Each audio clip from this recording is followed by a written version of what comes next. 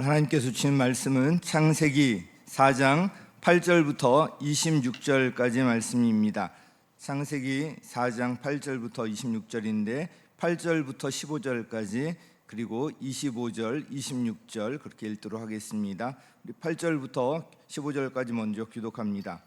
가인이 아우 아벨에게 말하였다. 우리 들로 나가자. 그들이 들에 있을 때 가인이 그의 아우 아벨을 쳐 죽였다. 주님께서 가인에게 물으셨다. 너의 아우 아벨이 어디에 있느냐? 제가 아우를 지키는 사람입니까? 주님께서 말씀하셨다. 내가 무슨 일을 저질렀느냐? 너의 아우의 피가 땅에서 나에게 울부짖는다. 이제 내가 땅에서 저주를 받을 것이다. 땅이 그 입을 벌려서 너의 아우의 피를 너의 손에서 받아 마셨다. 내가 밭을 갈아도 땅이 이제는 너에게 효력을 더 나타내지 않을 것이다. 너는 이 땅 위에서 쉬지도 못하고 떠돌아다니게 될 것이다.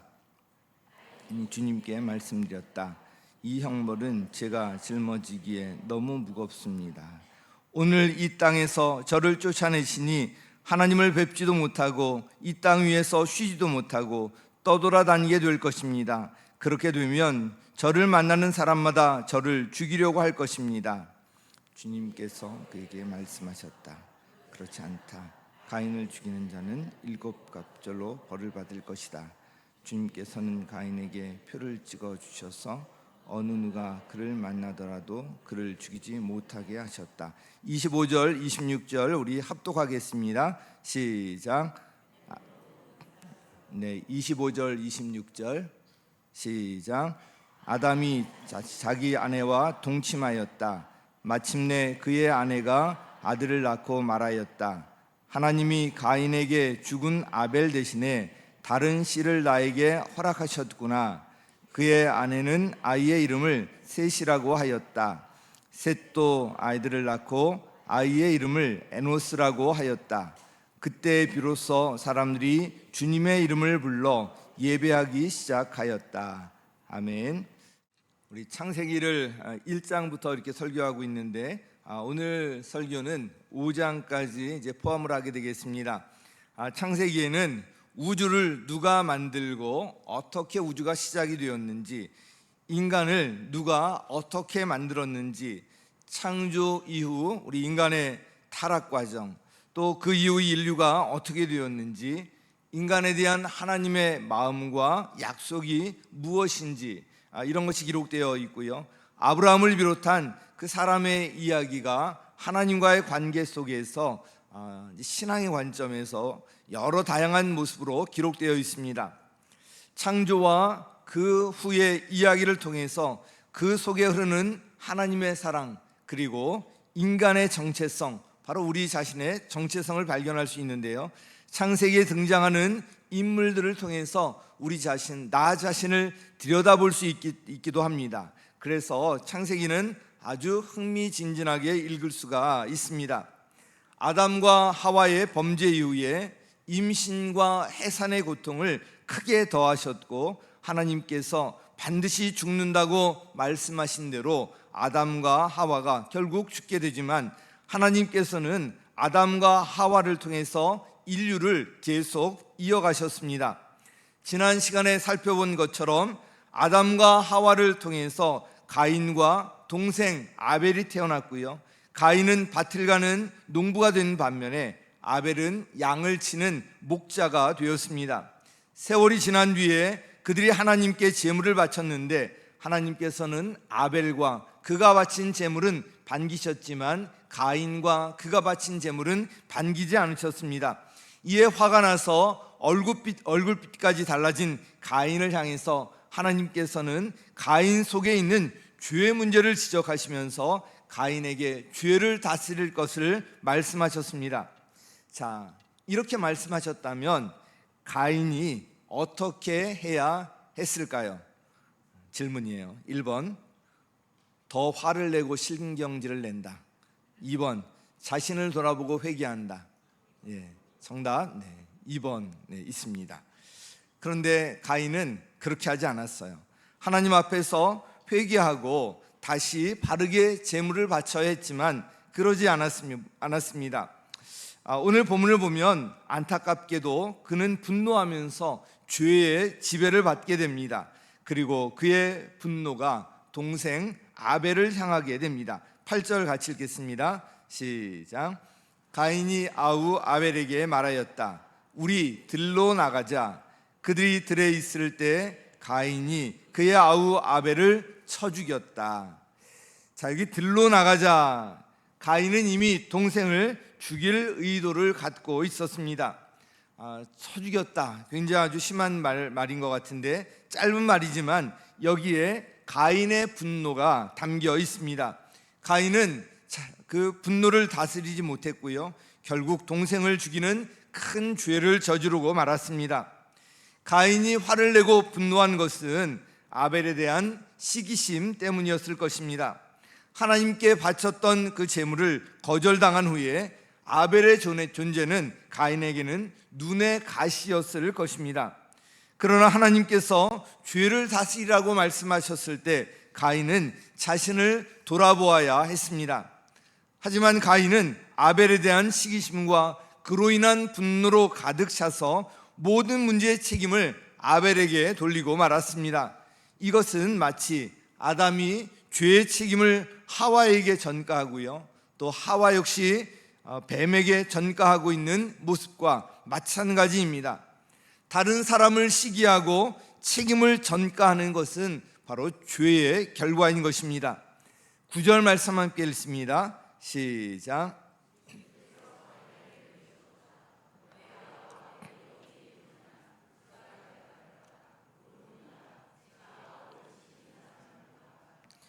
하나님께서 물으셨을 때 이 가인은 시치미를 뗍니다. 그러나 이 하나님의 질문은 하나님 몰라서 이렇게 질문하시는 것이 아니라 가인에게 자신의 죄를 고백하고 회개할 수 있는 기회를 주신 것입니다. 아담에게 물으셨을 때처럼 하나님께서는 모든 것을 알고 계셨습니다.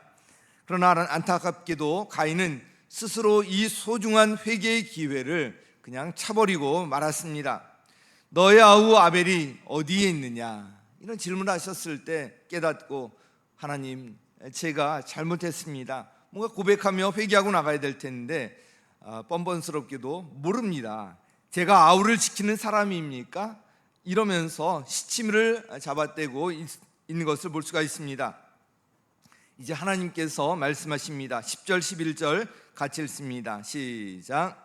주님께서 말씀하셨다. 내가 무슨 일을 저질렀느냐?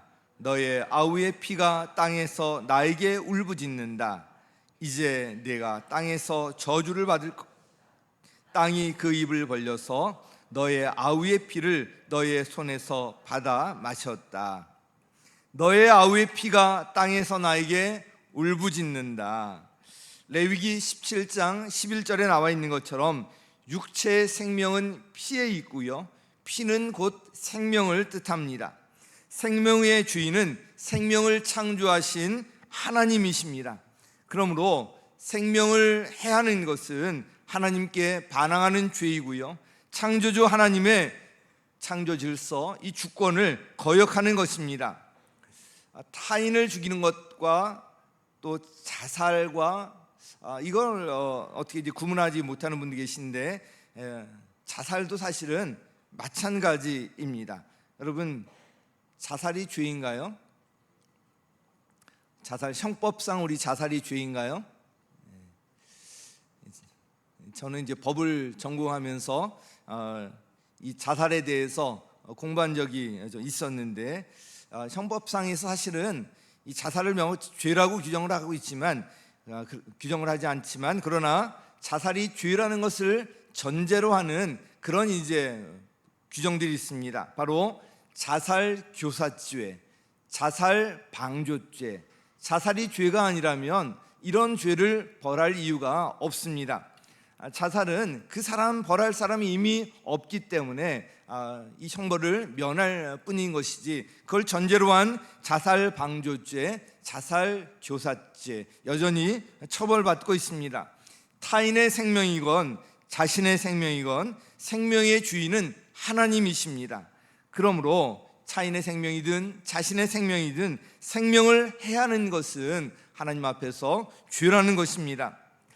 가인은 결국 이 회개의 기회를 하나님께서 주셨음에도 불구하고 스스로 이것을 차버리고요, 살인죄를 저지른 결과로 땅에서 저주를 받게 됩니다. 죄는 반드시 그 결과 심판이 따른다는 것을 알 수가 있습니다. 12절 같이 읽습니다. 시작. 내가 밭을 갈아도 땅이 이제는 너에게 효력을 더 나타내지 않을 것이다. 너는 이 땅 위에서 쉬지도 못하고 떠돌아다니게 될 것이다. 자, 밭을 갈아도 땅이 이제 너에게 효력을 나타내지 않을 것이다. 아무리 밭을 가고 노력해도 소산물을 얻지 못할 것이라는 것인데, 이 농부인 가인에게 이것은 정말 큰 충격이었을 것입니다. 게다가 그는 이제 안식처 없이 정처 없이 떠돌아다니는 그런 신세가 되고 말았습니다. 이제 모든 것이 끝난 것 같습니다. 그런데 이런 모든 것이 끝난 것 같은 이때 하나님의 은혜가 여기에서 시작되는 것을 봅니다. 저는 성경을 읽을 때 이 하나님의 사랑을 발견할 때면 얼마나 감격스러운지 모릅니다. 하나님의 본성 자체가 사랑이시고요, 특별히 제가 사랑의 하나님을 만났기 때문에 더 그런 것 같습니다. 오늘 본문에 나타나는 하나님의 사랑과 은혜를 두 가지로 말씀드리려고 합니다. 성령님께서 오늘 여러분의 영혼을 활짝 열어주셔서 제가 발견하고 깨달은 하나님의 은혜를 공유하고 나아가서 더 넘치게 하시기를 예수님의 이름으로 간절히 축원합니다. 자, 그 둘 중에 첫 번째는요, 가인에게 표를 찍어 주셨다는 것입니다. 같이 읽습니다. 시작. 가인에게 표를 찍어 주시다. 우리 13절 14절 같이 읽습니다. 시작. 가인이 주님께 말씀드렸다. 이 형벌은 제가 짊어지기에 너무 무겁습니다. 오늘 이 땅에서 저를 쫓아내시니 하나님을 뵙지도 못하고 이 땅 위에서 쉬지도 못하고 떠돌아다니게 될 것입니다. 그렇게 되면 저를 만나는 사람마다 저를 죽이려고 할 것입니다. 가인이 하나님께 호소합니다. 하나님을 뵙지도 못하고 이 땅 위에서 쉬지도 못하고 이 떠돌아다니게 되면 저에게 이 짐은 너무 무겁습니다. 정말 뻔뻔스럽지 않습니까? 너무나도 큰 죄를 저질렀음에도 불구하고 자신이 저지른 이 일은 안중에도 없는 것 같습니다. 이 구절에서 우리가 눈여겨보아야 할 것이 하나님을 뵙지도 못하고라는 말입니다. 죄로 인한 단절을 말합니다. 즉 죄는 관계에 단절을 가져오는데요, 하나님을 떠나게 되었다는 거예요. 가인을 가장 두렵게 했던 것은 바로 이것일 것입니다. 이것은 사실 우리도 마찬가지입니다. 하나님을 뵙지 못하는 삶, 구체적으로 말하면 예배가 없는 삶이 그런 삶 아니겠습니까? 이런 삶은 하나님과의 관계에서 보호의 울타리가 파괴된 삶이고요, 중심을 잃고 방황하면서 안식이 없는 삶입니다. 제가 고등학교 때 잠깐 교회를 나갔다가 7년 동안 방황했다는 말씀을 드렸는데, 그때는 정말 사는 것이 아니었습니다. 모든 것이 메마르고 황폐하고 눈물 한 방울 나오지 않는 그런 시기였습니다. 지금 생각해도 너무나도 끔찍한 그런 시기였는데, 바로 하나님과의 단절된 삶이 이런 삶인데, 가인을 가장 두렵게 했던 것이 바로 이것이었을 것입니다. 그런데 여기서 보면 한 가지 이해하기 어려운 구절이 나옵니다. 만나는 사람마다 저를 죽이려고 할 것이다, 이렇게 말씀하고 있는데, 지금까지 창세기에 언급된 사람은 아담과 하와, 가인과 아벨, 또 아벨을 죽였으니까 아담, 하와, 가인, 이렇게 세 명밖에 언급이 되어 있지 않은데, 그 외에 다른 사람들은 도대체 누구를 말하는 것일까? 참 이해하기 어렵습니다. 이와 관련해서 여러 가지 이제 해석들이 있지만 우리가 이제 기억할 것이 있는데요, 그것은 먼저 기억할 것은 우리 인간 이성으로 성경의 모든 것을 이해할 수 없다는 점입니다. 인간 이성의 한계 때문이기도 하고요, 성경에 모든 것을 이렇게 망라적으로 할 수 없기 때문에 그렇습니다. 성경은 어떤 사건을 과학적으로 설명하거나 또 인간을 이해시키려고 자세히 설명하고 설득하거나 하는 이런 책이 아니라는 것을 기억해야 합니다. 그러므로 내가 이해되지 않는다고 믿지 못하겠다는 것은 어리석은 일입니다. 또 한 가지 기억할 것은 성경의 모든 사건 또 모든 사람이 망라되어 있지 않다는 점입니다. 성경은 우리 신앙의 관점에서 필요한 그런 중요한 내용들을 담고 있는 책이지 모든 것을 망라여서 자세히 기술하면서 설명하고 있는 책이 아니라는 것입니다. 신앙의 관점에서 아담과 하와에 이어서 가인과 아벨 사건이 중요하기 때문에 여기에 이제 초점을 두고 있을 뿐입니다. 한번 생각해 보면 아담과 하와는 계속해서 후손들을 낳았을 것입니다. 뒤에 17절에 보면 가인의 아내 이야기가 나오는데요. 가인이 아내와 또 그 동침해서 자녀를 낳았다는 이야기가 나오는데 그러면 딸도 가인과 아벨 외에 딸도 이미 출산했다는 것을 알 수가 있습니다. 아담과 하와를 통해서 후손들이 계속 이어지고 있다는 것을 알 수가 있습니다. 셋을 낳았을 때가 아담의 나이 130세였다고 기록하고 있고요. 또 890년을 살면서 아들, 딸을 낳았다고 기록하고 있습니다. 지금은 아이를 하나 아니면 둘만 낳는 그런 시대에 우리가 살고 있는데요. 지금의 관점으로 보려고 하면 참 안 되는 일입니다. 우리 교회 광로축 장로님, 제가 지난번에 한번 말씀드렸는데 형제 자매가 13남매라고 맞죠? 13남매. 네. 굉장히 많다고 느껴지죠. 그런데 그때는 이런 이제 가정들이 꽤 있었습니다. 그래서 이런 눈을 가지고 자꾸 지금 하나 둘 낳는 이런 눈을 가지고 성경을 보려고 하면 정말 이해가 안 될 것입니다. 자, 우리가 정작 집중해야 할 것이 그 중요한 내용이 15절에 나옵니다. 우리 15절 말씀 함께 읽겠습니다. 시작. 주님께서 그에게 말씀하셨다. 그렇지 않다. 가인을 죽이는 자는 7갑절로 벌을 받을 것이다. 주님께서는 가인에게 표를 찍어 주셔서 어느 누가 그를 만나더라도 그를 죽이지 못하게 하셨다. 자, 가인에게 표를 찍어 주셨다고 말씀하고 있는데 이 표가 어떤 것인지 구체적으로 알 수는 없지만 이렇게 구체적으로 알 수 없는 것을 가지고 여기에 이제 연구하는 분들이 있어요. 이마표론, 손등표론, 여러 가지 이제 그런 것을 이제 전개하는데 이런데 시간을 낭비하지 마시기 바랍니다. 네. 하나님께서 분명하게 알 수 있도록 하셨다는 것이지 이게 과연 어디일까? 이거 가지고 연구하고 나중에 이걸 무슨 666표까지 연결하고 이렇게 나가는 것은 너무 오버하는 거예요. 가인이 하나님의 보호 아래 있다는 것을 알아차릴 수 있는 것이었음은 분명합니다. 가인의 찍어주신 표를 통해서 바로 이 하나님의 보호하심, 은혜를 발견하게 됩니다. 그런데요, 이 가인은 표를 받을 만한 어떤 자격도 없는 자입니다. 오히려 그는 죽어 마땅한 일을 저지른 자입니다. 그런데 하나님께서는 그런 그를 죽이지 않으시고 오히려 그를 해치지 못하게 가인에게 표를 찍어 주셨습니다. 이것은 전적인 하나님의 은혜 아니고서는 설명이 안 됩니다. 하나님께서는 이를 통해서 적어도 인간이 인간을 죽이는 권리를 갖지 못하게 하셨고요, 모든 생명을 귀하게 여기고 보호할 것을 메시지로 우리에게 주셨습니다. 가인을 죽여야지 죄인에게 왜 이런 표를 주시는가, 좀 불만스럽게 생각하는 분들이 계실 수도 있을 것입니다. 그런데 우리가 보면요, 저와 여러분도 사실은 가인과 같은 처지였습니다. 죄로 인해서 죽어 마땅한 저와 여러분을, 구원받을 만한 아무 자격이 없는 저와 여러분을 하나님께서 구원해 주셨습니다. 이것은 하나님의 전적인 은혜로 인한 것입니다.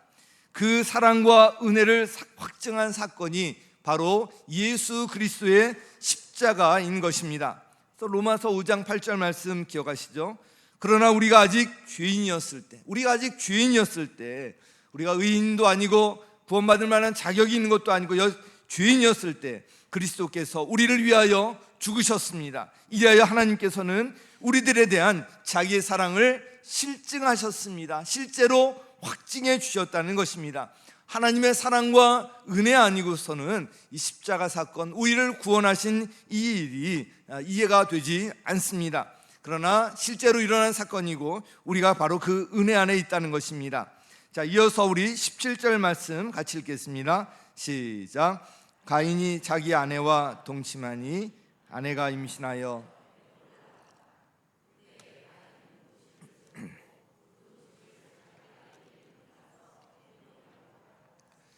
네, 먼저 이 에녹이 나오니까 300년간 하나님과 동행하다가 하나님이 데려가신 그 에녹을 생각하기 쉬우신데 그 에녹이 아니에요. 성경에 동명이인들이 나오는데 그 에녹은 뒤에 이제 나옵니다. 이 에녹은 가인의 후손인 그 에녹입니다. 여기 도시를 세우고라는 말이 나오는데 도시를 세울 정도로 그만큼 자식을 많이 낳았고 인구가 크게 늘어났음을 알 수가 있습니다. 그리고 이 사건이 바로 이어서 일어난 것처럼 보이지만 이 한 사건과 그 사건 사이에 꽤 많은 시간이 흘렀다는 것을 염두에 둘 필요가 있습니다. 자, 가인의 이 후손들을 통해서 인간의 문명과 문화, 기술이 시작되고 발달하게 되는데요. 20절부터 22절까지 보면 가인의 5대 손인 라멕, 이 라멕의 세 아들이 언급되어 있고요. 이들을 통해서 문명과 문화, 기술이 시작되었음을 나타냅니다. 여기 발발발 나와요. 야발, 유발, 두발, 가인 나와요. 이 야발은 목축어의 이제 발달을 가져온 사람이고요. 유발은 악기, 음악과 관련이 있습니다. 두발, 가인은 기구를 만드는 것, 기술의 발달과 관련되어 있습니다. 문명과 인간의 이런 문화, 기술의 발달은 인간에게 아주 편리를 가져다 주었는데요. 이 본문을 통해서 이걸 알 수가 있는데, 그러나 그것이 우리의 행복을 보장하지는 않습니다. 자, 23절, 24절 보면 라멕이 자신을 과시하는 내용이 나오는데 우리 함께 읽겠습니다. 시작. 자기 아내들에게 말하였다. 아다와 실라는 내 말을 들어라. 라멕의 아내들은 내가 말할 때에 귀를 기울여라. 나에게 상처를 입힌 남자를 내가 죽였다. 나를 상하게 한 젊은 남자를 내가 죽였다. 가인을 해친 벌이 7갑절이면 라멕을 해치는 벌은 77갑절이다. 라멕이 이렇게 떠들고 있습니다. 죄로 인해서 파괴된 그 사회의 모습이 어떠한 것이었는지 잘 알 수가 있습니다. 자신의 힘을 의지하는 가인의 후손들의 모습이 라멕에게서 여실히 드러납니다. 23절 보면 나에게 상처를 입힌 남자를 내가 죽였다. 나를 상하게 한 젊은 남자를 내가 죽였다. 상처를 입혔다고 죽이고요, 상하게 했다고 죽이고 있어요. 그리고 그것을 자랑 삼아서 떠듭니다. 하나님께서는 생명을 귀하게 여기셨지만 가인의 후손들은 생명을 경시했던 것을 볼 수가 있습니다. 문명과 기술이 발달했지만 폭력과 살인이 난무하고 여기에 행복이 있겠습니까? 가인을 죽이는 자는 7갑절로 벌을 받을 것이다. 이것은 앞서 말씀드렸듯이 7갑절에는 하나님의 놀라운 사랑과 은혜가 담겨 있습니다. 자, 그런데 라멕이 그럽니다. 가인을 해친 벌이 7갑절이면 라멕을 해치는 벌은 77갑절이다. 이처럼 라멕은 하나님의 이 놀라운 은혜를 77갑절이라는 말로 그냥 무시하고 있는 거예요. 조롱하고 있는 거예요. 하나님 없이도 살 수 있다는 그런 교만한 그런 모습입니다. 자신의 힘을 과시하는 거예요. 그러나 이렇게 자신의 힘을 의지하고 교만하게 나갈 때 소망이 없습니다. 그리고 폭력은요, 또 다른 폭력을 낳는 법입니다. 이런 세상의 문명과 대조적으로 이 가인의 후손들, 라멕을 통해서 본 이 가인의 후손들은 이 세상 사람들의 세상의 모습과 그대로 이제 유사한데요. 그런데 이와 대조적으로 하나님께서는 다른 씨를 주셨는데, 우리 두 번째 같이 읽겠습니다. 아벨을 대신해 다른 씨를 주시다. 시작. 아벨을 대신하여 다른 씨를 주시다. 오늘 설교 제목이 바로 이 다른 씨를 주시다는 것인데, 25절 함께 읽습니다. 시작. 아담이 다시 자기 아내와 동침하였다. 마침내 그의 아내가 아들을 낳고 말하였다.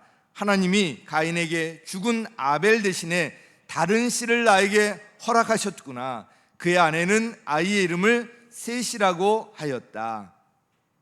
하나님께서 아벨 대신에 다른 씨 셋을 주셨습니다.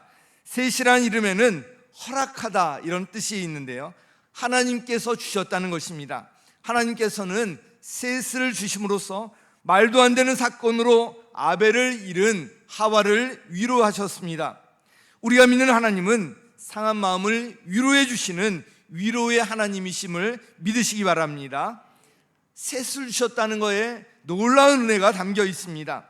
자, 26절도 읽을 텐데 같이 읽습니다. 시작. 셋도 아들을 낳고 아이의 이름을 에노스라고 하였다. 그때 비로소 사람들이 주님의 이름을 불러 예배하기 시작하였다. 자, 제가 셋을 주셨다는 말씀드리면서 참 은혜라고 말씀을 드렸는데, 우리 이제 앞으로 우리 모든 결혼하는 분들은 자녀를 셋 이상 낳으셨으면 좋겠어요. 그 셋은 아니지만 셋 이상 낳으셨으면 좋겠어요. 자, 셋의 아들의 이름은 에노스예요. 에노스. 이것은 인간의 연약함과 유한함 이런 것을 강조할 때 나타내는 사람에 해당하는 또 다른 히브리어 단어입니다. 자신의 힘으로 의지하고 과시했던 라멕과 대조적인 그런 이름입니다. 하나님의 은혜는 이런 에노스와 같은 자에게 임합니다. 사도 바울도 자신의 약함을 자랑한다고 말씀하지 않았습니까? 자, 여기 보면 그때 비로소 에노스를 낳고 그때 비로소 사람들이 주님의 이름을 불러 예배하기 시작하였다. 아벨 대신에 셋을 주셨고요, 셋의 아들인 에노스 때 비로소 사람들이 하나님의 이름을 불러 예배하기 시작했다는 것입니다. 하나님께서는 아벨과 그의 재물을 반기셨잖아요. 아벨과 그의 재물을 반기셨는데 이제 아벨을 대신하여서 주신 셋의 후손을 통해서 그 관계를 이어가셨다는 것입니다. 하나님께서는 아벨 대신에 셋을 주셨고요, 자신을 과시했던 교만한 가인의 자손이 아닌 겸손한 셋의 자손을 통해서 새롭게 관계를 이어가셨다는 것을 알 수가 있습니다. 자, 하나님의 성상도 셋을 통해서 계속 이어지는 것을 볼 수가 있는데 5장 3절 함께 읽습니다. 시작. 아담은 130살에 자기의 형상 곧 자기의 모습을 닮은 아이를 낳고 이름을 셋이라고 하였다. 자, 아담이 바로 하나님의 형상, 하나님의 모습대로 지음을 받지 않았습니까? 그래서 자기의 형상, 자기의 모습을 닮은 아이를 낳았다는 것은 바로 하나님의 형상이 셋을 통해서 계속 이어지게 하셨다는 것입니다.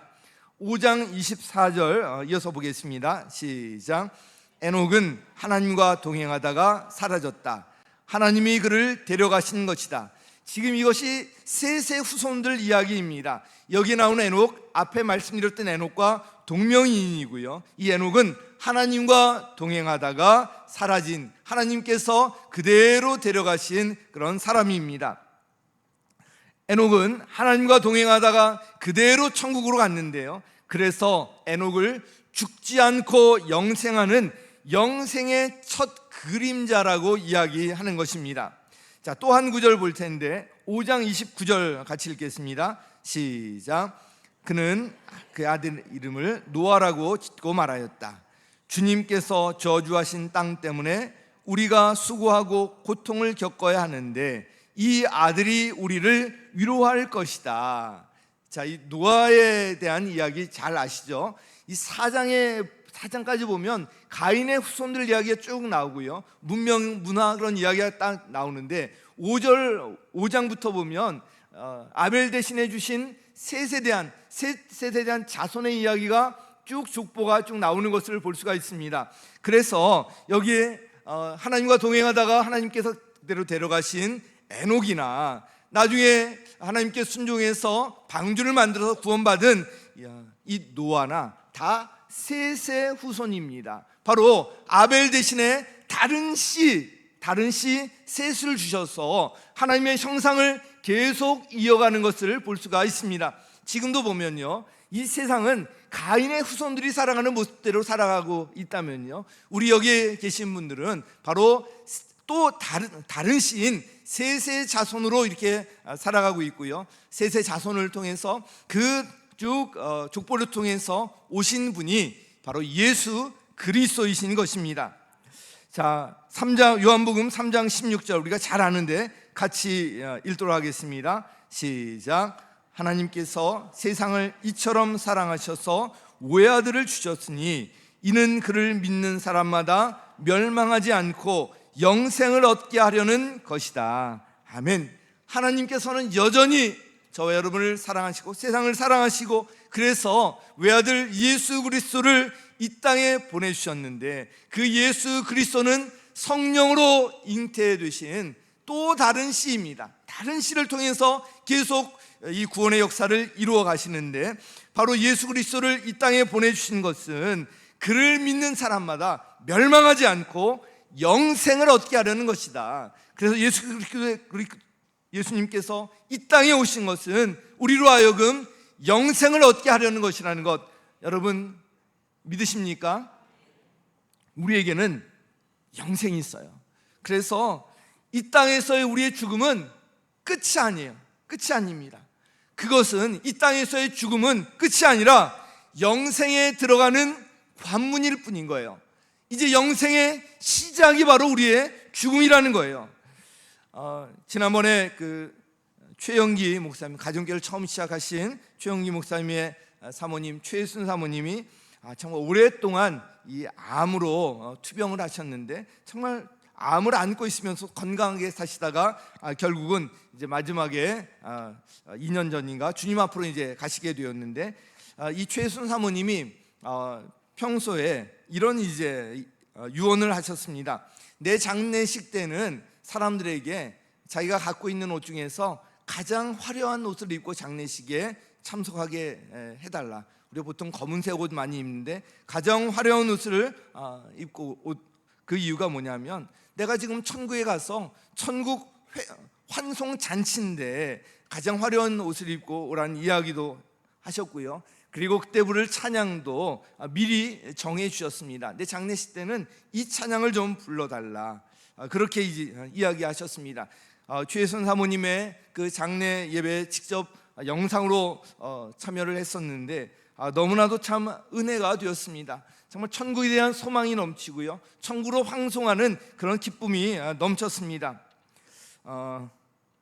우리 교회에 김동성 집사님 간 이식을 받고 이제 회복하고 돌아올 것만 기다리고 있었는데 갑자기 이제 심정지가 오고, 중환자실에서 심정지가 오고 결국은 하나님 나라에 이제 가셨습니다. 그래서 어제까지 모든 예배를 다 마치고 우리 교회에서 정말 많은 분들이 이렇게 오셨는데 너무나도 참 감사했습니다. 우리 가족이 참 이런 모습이라는 생각이 들었습니다. 여기저기서 우리 청년들까지도 다 그 장례식 같이 참여를 하는 모습이 너무나도 좋았습니다. 김동석 집사님에 대해서 여러 가지 이제 아쉬운 마음들이 들 것입니다. 저도 처음에는 그랬습니다. 이제 간 이식 받고 이제 좀 이제 됐다 이렇게 싶을 텐데 하나님 왜 이렇게 일찍 데려가셔야 합니까? 이러면서 저도 이제 마음이 되게 무거웠어요. 참 그러다가 기도하면서 이것이 감사로 바뀌었습니다. 김동성 집사님 이 신장 때문에 투석을 하면서 오랫동안 이제 투석을 하면서 병원에도 응급실에 가기를 정말 수도 없이 가시지 않았습니까? 최근에는 이 복수가 차서 자주 병원에 들락날락 해야 되고, 이 모든 짐 이제 다 벗어버리고 천국에서 안식하고 계시다는 그것이 저희가 참 큰 위로가 되었습니다. 그동안 이 간 이식을 받기 위해서 아끼고 아껴서 돈을 모았었는데, 그래서 차도 아주 낡은 차를 끌고 다니다가 약 한 달 전에 새 차를 뽑았습니다. 어떤 분들이 그러시는 거예요. 새 차 뽑아서 별로 타보지도 못하고 이제 천국에 갔다는 그런 아쉬움을 이야기하시는데, 저는 좀 다른 생각이 들었어요.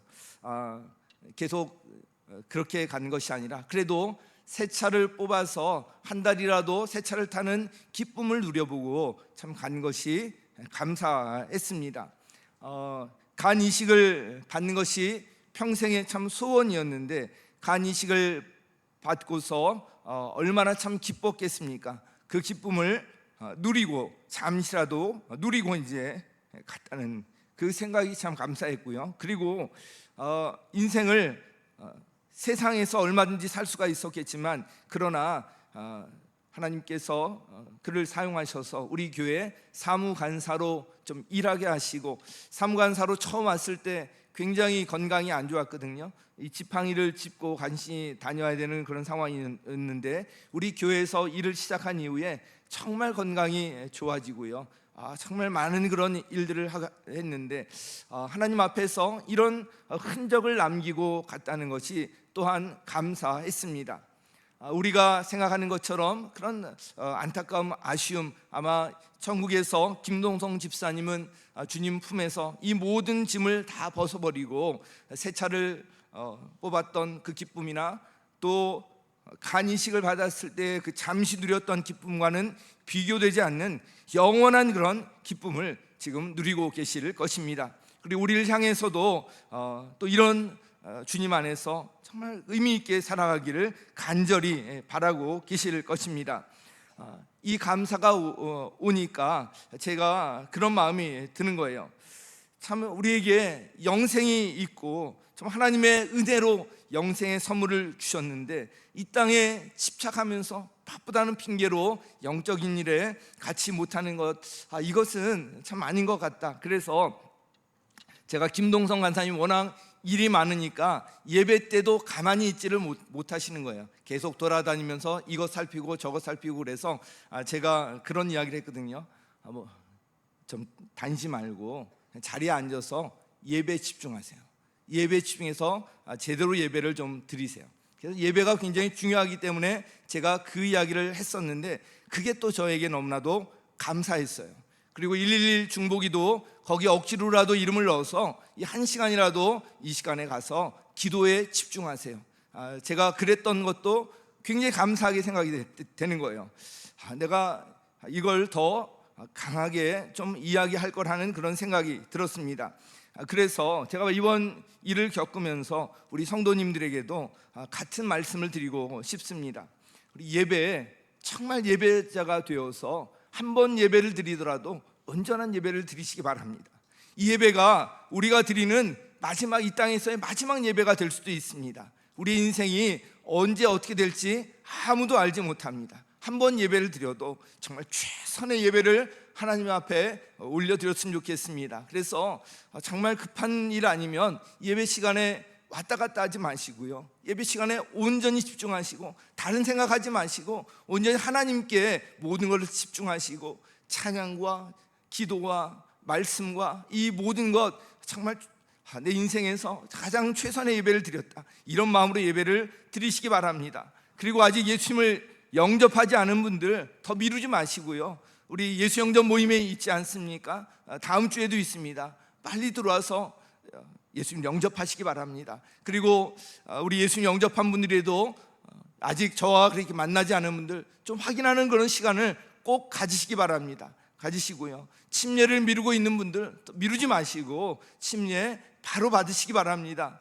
생명의 삶 미루고 있는 분들 이번 가을 학기에 꼭 들으시고요, 생명의 삶 들은 지 5년 넘은 분들 다시 생명의 삶 꼭 들으시기 바랍니다. 우리가 이런 것들을 잘 준비해야 돼요. 그래야지 천국에 가서 주님 앞에서 기쁨으로 맞이하고 누릴 수가 있고요, 그 영생의 세계가 우리를 기다리고 있고, 그것이 우리의 본향이고, 그것은 영원히 지속되는 것입니다. 이 땅에 이것은 금방 있다가 다 사라질 인생들이에요.